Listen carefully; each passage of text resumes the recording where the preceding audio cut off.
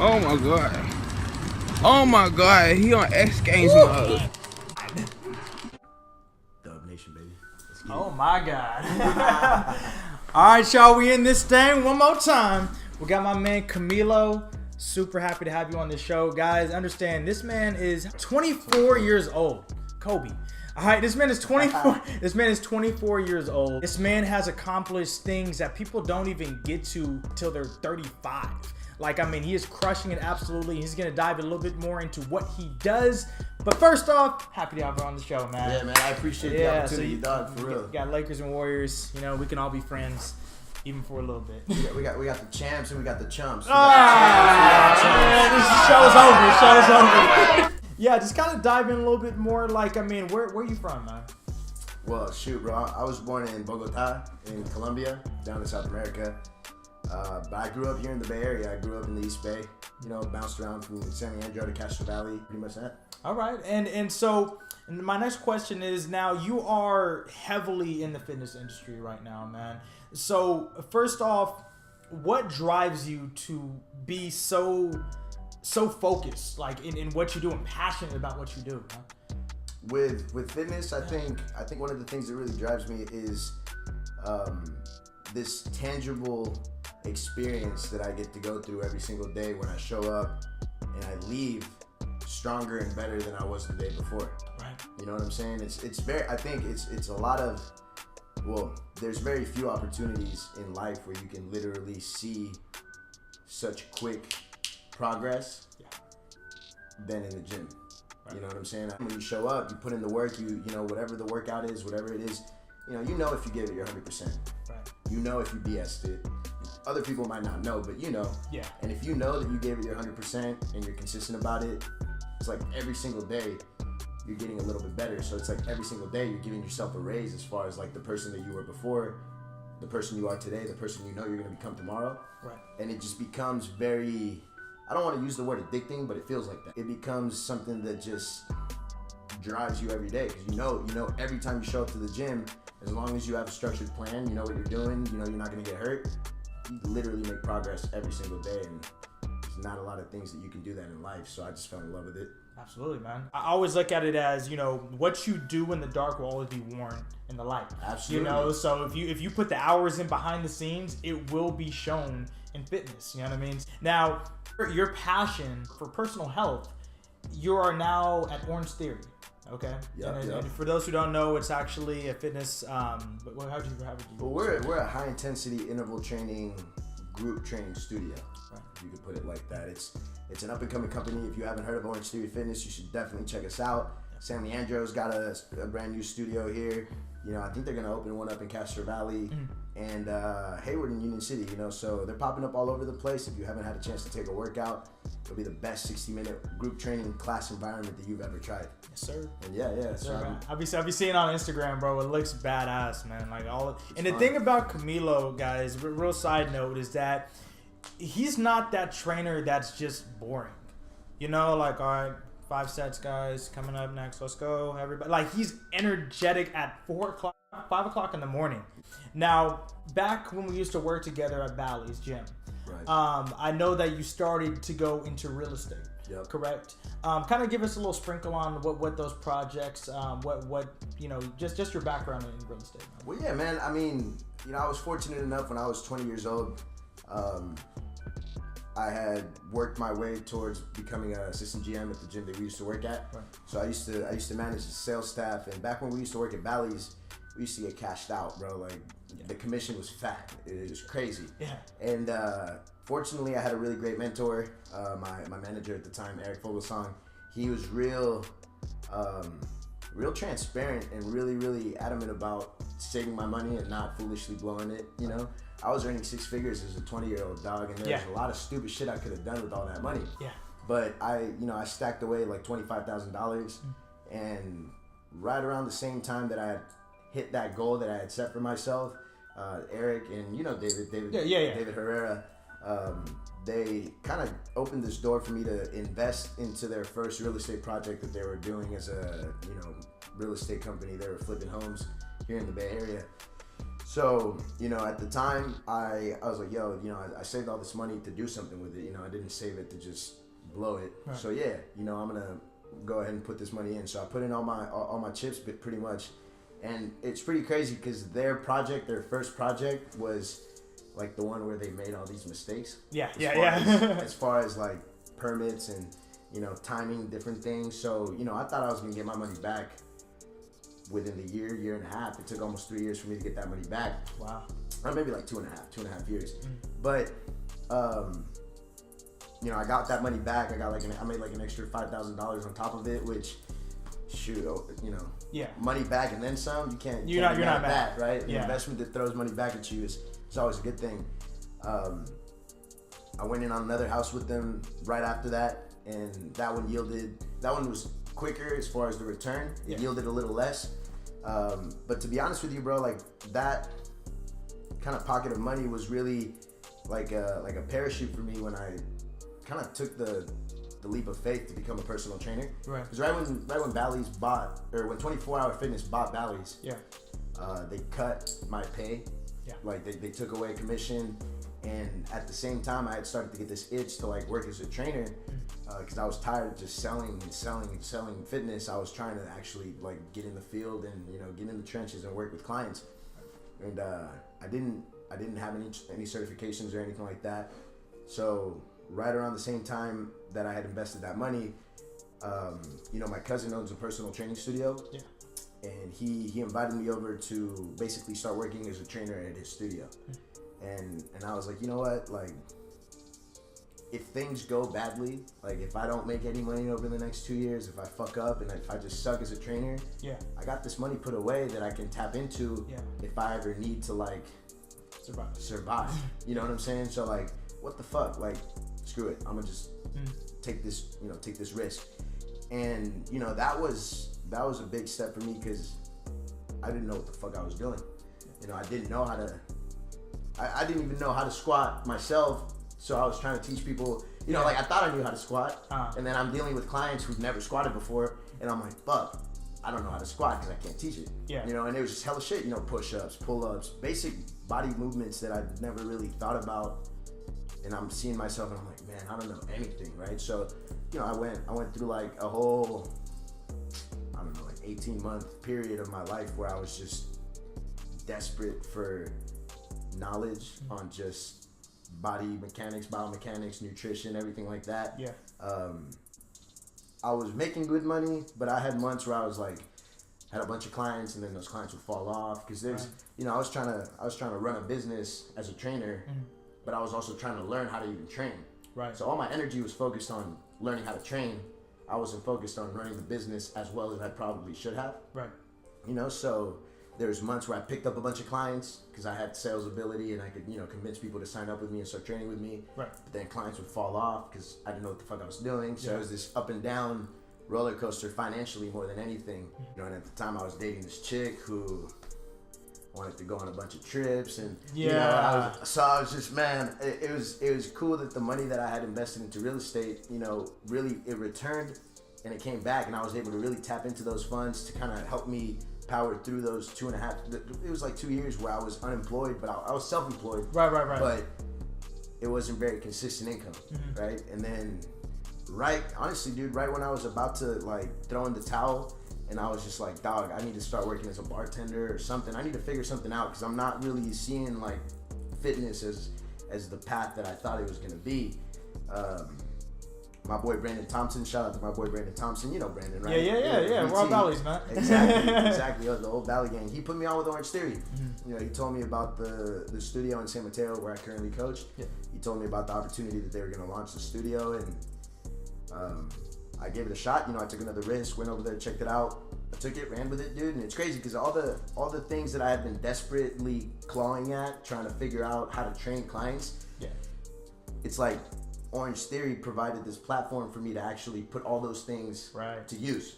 So like, I've been killing it at Orange Theory, coaching a bunch of classes, helping a ton of people, bro. You know, we got like classes that are filled up, 45 people in each class, and you know, it's like right now I'm currently going through what I would call like the not the end result, but like those 2 years where I was clawing and scratching away, desperately trying to figure out how to train. Yeah. They like led up to this period of my life right now where I'm like, okay, shit, like I'm established. Yeah. Now I'm trying to figure out the next step and trying to see where I could take things and how to progress more. But so, had I not invested that money into real estate with David and Eric, you know, into those 2 homes that we sold, I probably would have blew through that money a little bit more foolishly. Yeah. Because I didn't have access to that money for like 2.5 years. So I have to be really like careful and cautious with how I spend my chips, you know, and so it's crazy, you know, everything kind of works out for a reason. You really don't know what it's going to look like until you just find yourself in that position. You're like, oh shit. Yeah, it's crazy that you said that because I actually just made a video recently. I don't know if you saw it on Instagram. I was talking about, are you even seasoned, bro? Are you seasoned for success? You know, because the thing is, like, imagine if you got Orange Theory presented to you when you were 19. Okay, you wouldn't have saw a big picture. Since you have all that knowledge now of fitness, it's like, okay, I really see how I can dominate this sector. You know what I'm saying? Yeah. So you were ready. You were seasoned for the opportunity when it came to you, man. That's bro. Awesome. And I, you know, and to touch on what you said, it was, and you know, for the people that are watching, it's something that you willingly have to pursue, though. You know, it's like that seasoning. You know, life doesn't season you just because. You know what I'm saying? You have to like, and that's another thing that I, you know, talking about what you were asking about why I love fitness so much. It's like when you show up to the gym, anybody that loves to exercise knows that shit sucks. You know what I'm saying? Like a good ass workout is like going through hell. Yeah. Anybody will tell you, you know, especially when I bump into people at the gym, they're like, "What's up, dog? How you doing?" And I'm like, "Man, I'm just trying to get through it. Today's workout sucks. It's kicking my ass." But like, so you're purposely putting yourself in this environment where you're dealing with a lot of friction. You know what I'm saying? You're having like a one-on-one battle with gravity. Yeah. You're choosing to get into every single day, right? You know, you know gravity's always gonna win, but every single day you show up and you're like, "Nah, fuck you, bitch." Like, I'm gonna try to beat you today, right? Right. And it's that desire and that willingness to put yourself in that situation that kind of like helps you get stronger. Absolutely. And it doesn't happen in a day, but you can make serious progress in 7 days. You know, you can make serious progress in 14 days. A month goes by and you're diligently working at it, dude, you've gotten a whole lot better. Yeah. And it's the same thing with that kind of, you know, experience that I dealt with. Like, you know, I had to go to school, you know, I took a bunch of certifications. I had to then wisen up and be like, yo, I don't know anything about nutrition. Let me go take some classes at Chabot. You know, like I had to do all these things to find the knowledge and the understanding to be a good trainer. Right. It's that saying, like, you know the formula for luck, right? It's when preparation meets opportunity. Absolutely. And when those two things cross, people, you know, I always tell people, like, I got lucky as fuck that Brandon hit me up. You know, Brandon could have not told me shit. Yeah. He had no obligation to tell me anything. But he's like, yo, Camilo, like, I think you'd be a good trainer. Like, what's up? You want to check this opportunity out? Yeah.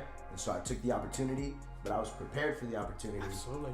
Bam. It wouldn't have been luck if you weren't prepared. Yeah, real shit. You know what I mean? It would just been another opportunity presented to you. Exactly. Like I would have just maybe not liked it as much, or maybe not been as good of a trainer. But right now, dude, like Orange Theory is always going to be a company that I'm super grateful for because they kind of rescued my desire to keep working as a trainer.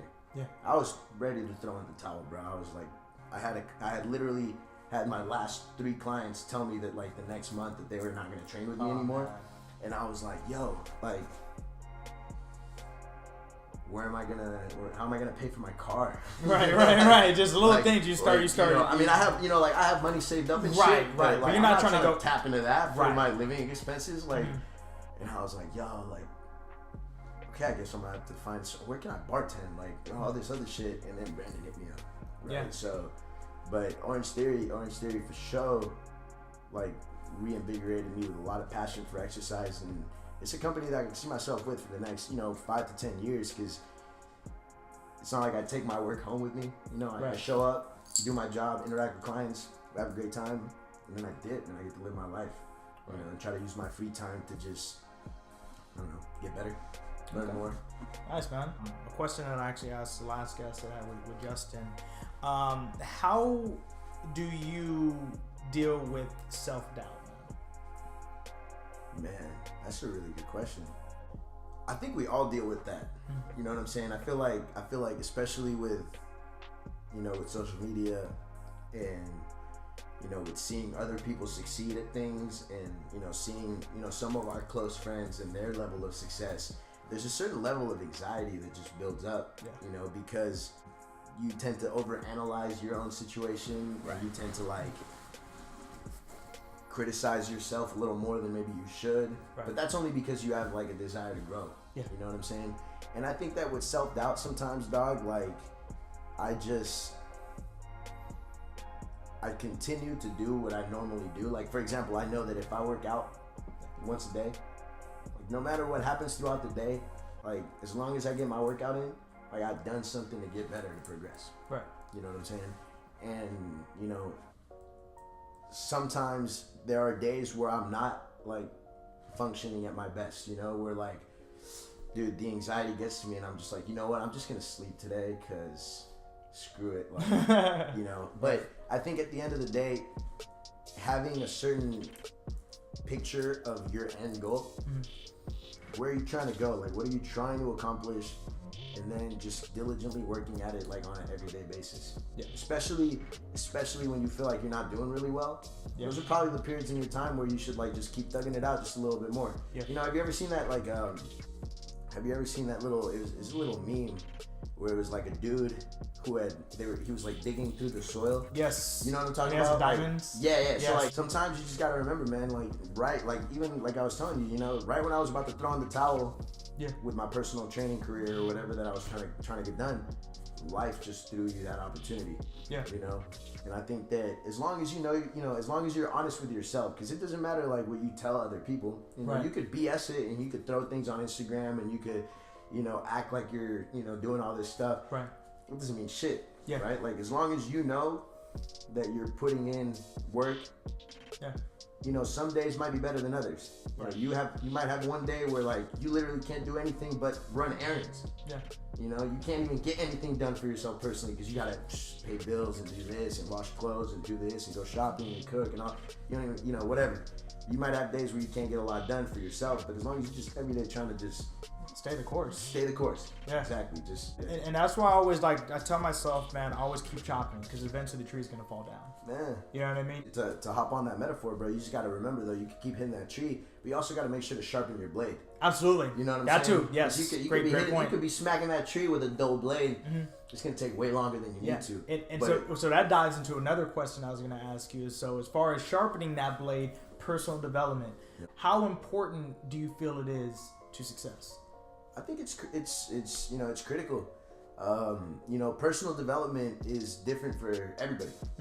Somebody who is, you know, aspiring to be a successful artist might not necessarily have to invest too much energy on learning about stocks. Absolutely. You know what I'm saying? But they might want to learn how to create different colors by combining different paints. Yeah.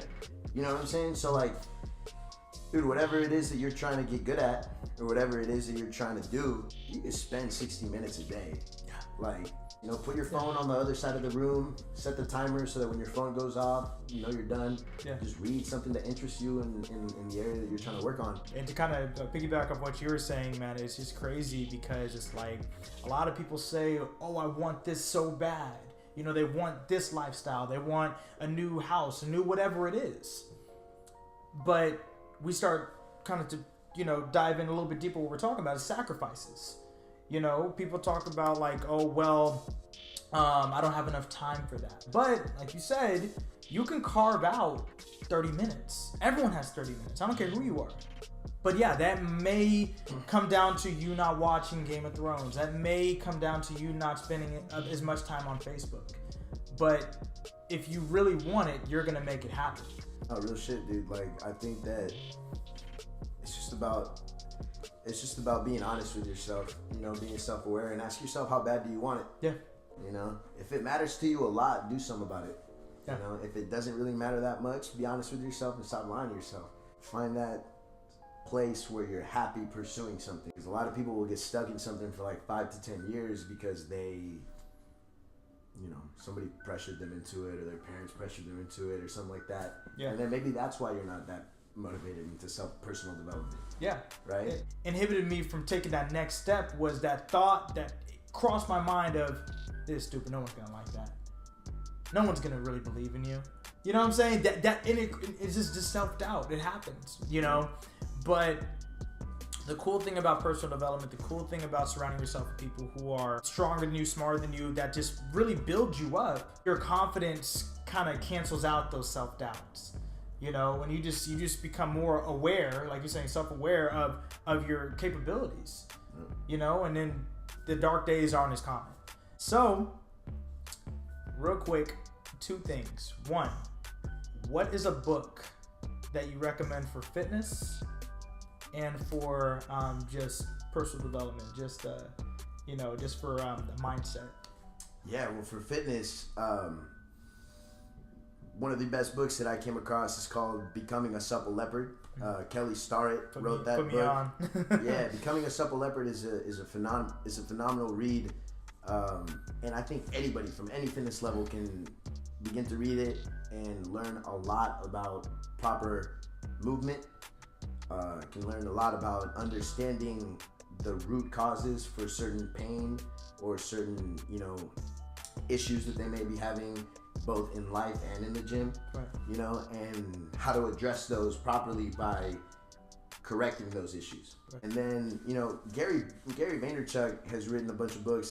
Thank You Economy was something that I read as well, and it's just a great book that talks about how to navigate today's, you know, social media world and how to place your customers as a priority with whatever business you're doing. How to show them appreciation for paying you for your service. Yes. It's so easy for one unhappy customer to just cut you off from a potential hundreds of people with one horrible review. You know, and they don't even have to be lying. You could have done a shitty job because you didn't value them as a customer. Right. And now, bam, 500 people that might have talked to you will never speak to you because their friend told them it was bad. Yeah. You know what I'm saying? As fast as things can grow in the social media world, it can also destroy it. Yeah. Right? So that was a great book that I read when I first started getting heavy into personal development that really impacted the way that I see things. Like, you know, I work as a nutrition consultant as well. Right. And so when I deal with nutrition clients, you know, I try to deliver over the top service, you know, and I try to make things as pleasant for them as possible so that, you know, nobody can ever say, oh, I came and Camilo wasted my time and I had to pay him all this money. Right. You know, I want it to always be like a great experience for everybody that deals with me. Because, you know, they might not refer me to a client immediately, but 6 months down the line, they could refer me to somebody, or they could refer somebody to me. Absolutely. That just, it's like money just falls in my lap. The golden word that you said, bro, was experience. So if you have a service, if you have a product, you want to make sure that they get a positive experience. Put it this way. This is how I always looked at, you know, my clients with personal training, their worst day at work. They just sat through traffic, their air conditioning's broke, the radio doesn't work, you know what I mean? They're just in a bad mood. But I want to be that person, hey, at least I get to see Jordan today. At least I get to see Camilo today. You know what I'm saying? Like, you want to have an experience and a positive impact that doesn't matter what's going on in their life, when they're with you or they try your product, it makes them feel better. You know, so that's what you really want to focus on when it comes to just customer satisfaction. You know, and that's what the Gary Vee is all about. But yeah, that's dope, man. I heard of that book, but I haven't read it yet. Thank you, Camilo. And it's an easy read, bro. It's not the longest book. And I think the dope thing about Gary Vee is, like, he's super blunt. Like, the way he talks in his videos, that's the same way he talks in his books. Right. I could hear this dude's voice as I'm reading. Right. So it's just even more entertaining to, like, read the shit that he says, because it's exactly what I would hear in a video. It's pretty dope. I fucking love that guy. Yeah, he's dope. So one of the last questions, your favorite quote? That's tough, dog. Yeah, there's a lot out there, man. There's a lot out there. That's okay, tough. So let me ask you, one of your favorite quotes. One of my favorite quotes. You know, I feel like I can definitely say it's one of my favorite because I got it tattooed on my chest. Yeah, yeah. You know, when I was in high school, I was reading Julius Caesar, the play by William Shakespeare, and in one of the scenes or one of the acts, Julius Caesar, his wife is telling him that she had a dream that he was about to get, you know, killed if he went to the Senate. And, you know, he was being hella arrogant. But the quote was dope. He told her, he was like, you know, cowards die many times before their deaths. The valiant never taste of death but once. The quote to me symbolizes that when you make the cowardly decision, you get up every day and you got to deal with knowing that you made that choice. Right. You know what I'm saying? Your conscience will eat away at you. Yeah. Knowing that you did some bitch ass shit, and you know, other people might not know, but you'll know. Yeah. Eventually, like my mom always tells me, like, you know, what you do in the dark comes to light. You know, so you know, you may think that you're hiding it, but eventually it's gonna eat at you. Exactly. You And know? that's what it says. Cowards die many a times before their deaths. Right. You know. Yeah. So, Super Smash Brothers. I'm ready to serve you something nice, bro. Bro, okay. I'm gonna ask you. Okay. I'm gonna make this clear, everybody. I'm asking him right now on camera in front of everybody. Would you like a computer assistant? Fuck no. So just one-on-ones. I mean, dude, honestly, like, you play this game a lot. I don't. Yeah, I don't need the help, bro. Like, if I take the L, I take the L, but I don't need no help to serve you something nice, bro. Got it. I'm gonna take you one-on-one, bro. For sure. And just a reminder, I don't play this game as much as I used to back in 06, 07.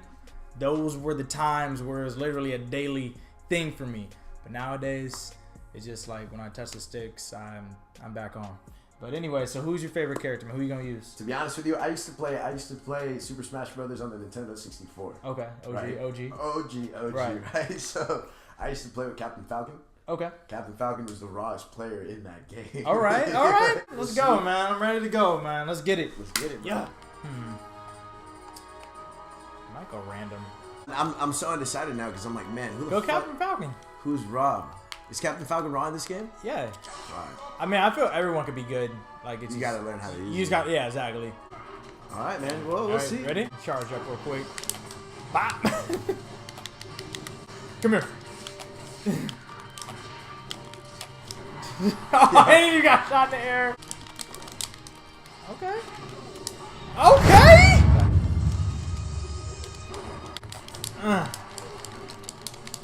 Sweep the leg. I'm just trying to grab you one time. So no grabbies. No grabs. But, oh, come on now. Ah! Bow. Woo! Fuck.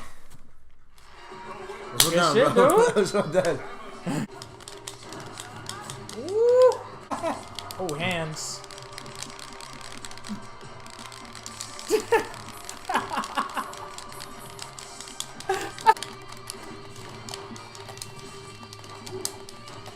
She's wet, dude. I didn't know Princess Zelda was that raw. Oh yeah, she nice. I'll go back. Oh, so you're being a different character? If you play the Zelda, it actually turns into two different people. Oh! Ah! Fuck. I was about to say, dog, I can't get skunked. Oh my god. Oh my god, he on X Games mode.